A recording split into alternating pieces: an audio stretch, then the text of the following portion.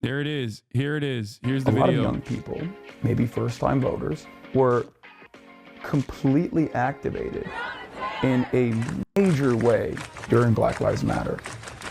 They were out in the streets, they were protesting. No justice, no peace. They did the activism, they did the voting, they voted for Joe Biden won, and then what happened? Nothing. Nothing changed in a significant way. It probably discourages a lot of people. I can't believe I'm gonna show you guys this. It's gonna be on NBC. It's one of the most insane things I've ever received. They're eating the pets of the people. Hasan Piker is not your typical political commentator. Hasan is the biggest political commentator on Twitch. If the goal for tonight was to simply demonstrate for the Harris campaign, was to simply demonstrate competency and remind people how narcissistic and incompetent Trump is, she put up LeBron numbers. Part of the Hasan Piker allure is, number one, he's very attractive. Yeah, I am being patronizing. I don't know who the you are. HasanAbi, he kind of pioneered the space for the style of political coverage he does. Hasan's channel, HasanAbi, was the third most streamed channel globally on Twitch as of August 2024, drawing in over 114 million views and 2.7 million subscribers. So we went to spend a few days with Hasan, seeing what his life is really like before, during, and after the streams. Hasan, great to meet you. Nice to meet you. Thanks for having us out here. Yeah. I usually wake up around 6 a.m., immediately tap in, figure out what's going on in the world, listen to my podcast. But once I get in here, it clears up a little bit. I use this as an opportunity to just touch grass. And then I just start streaming at 11 a.m. Pacific, usually almost every single day, 7 days a week, for 7-8 hours of that day, every single day. Millions of people watch streamers watching the news on Twitch instead of traditional TV, and about 3/4 of users are under the age of 35. He makes it more like simplistic to where like the everyday person or someone like that's younger can understand. What's going on? This is the spot. The house is entirely covered in fan art.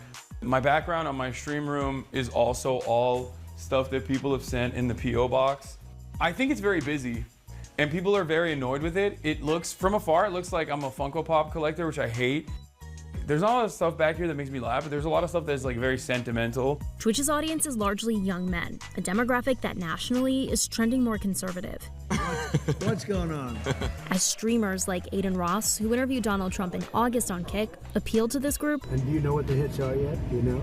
Hasan is a prominent voice on the left, and even streamed from this year's Democratic National Convention.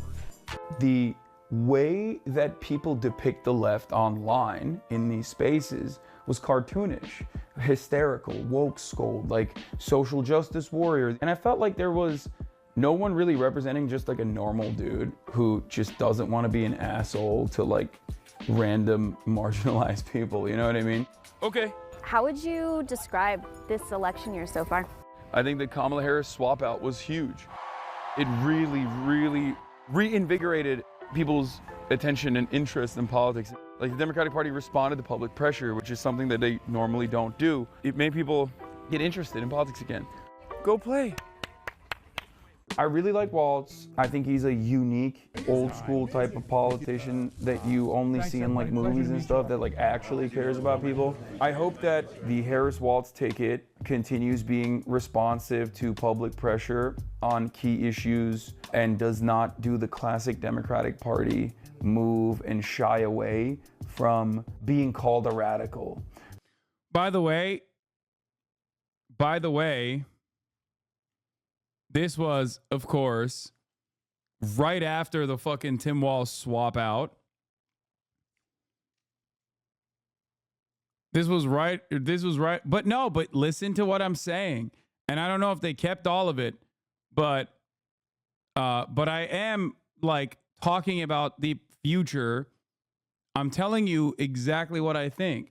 I'm telling you that like the Tim Walz pick was solid. I really like Tim Walz. Having said that, however, this was before the DNC. This is before This is before the DNC. Because that's one thing that really frustrates me about Democrats. I love how they're not actually playing the video because they're afraid people think Kamala and Tim are actually kind of normal. I know. Where do you see your role fitting into that? Are you trying to engage the young viewers watching your stream? Are you trying to encourage them to vote? I think voting is the least important, most consequential thing you can do. It's not the end all be all. I always stress people to vote, of course, but that's not like all these like get out to vote initiatives. They're silly. It's just, if you want to make people vote, you gotta offer them something, either party. Listen, I'm a simple guy, okay? And I'm not a very Before Twitch, Hasan worked at the Young Turks Network, which was started by his uncle. He joined Twitch in 2018.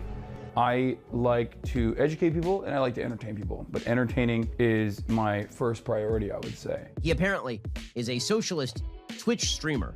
For a socialist, you seem to be spending large, my friend. Explain to me the profit model with Twitch, because a lot of your critics have a lot to say about, you know, the status and wealth that you have. If I wanted any kind of sustainability, especially because I talk about issues that are not exactly advertiser friendly. What are you, crazy? I knew that I had to be a subscription-based model. The revenue structure on Twitch is they take a 25% cut of all the subscriptions. You know, those numbers go up, they go down. They've been fairly consistently at 50,000. By our calculations, that's at least $200,000 a month and over $2 million a year.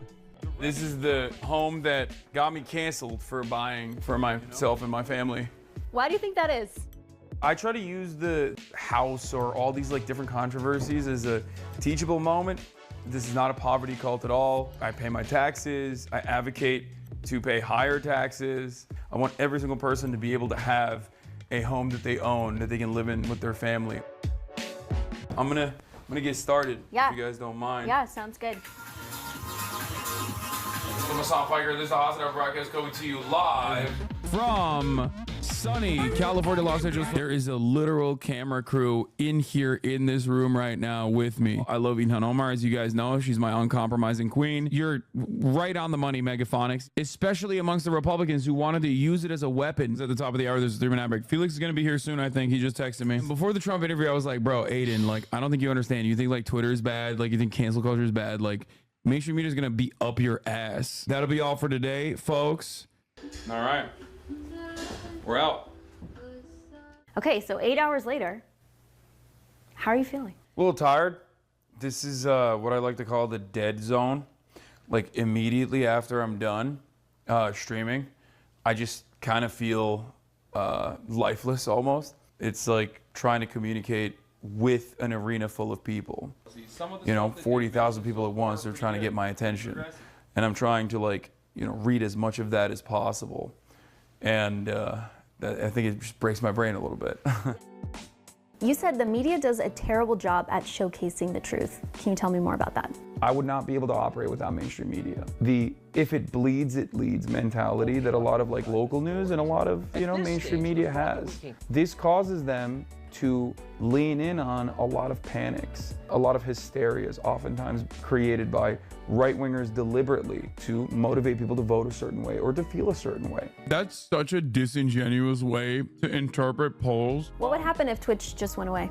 If Twitch just went away, if Twitch just disappeared, I'd probably still do content of some other sort. But if content creation completely disappeared and went away, I'd probably go back to college, become a professor.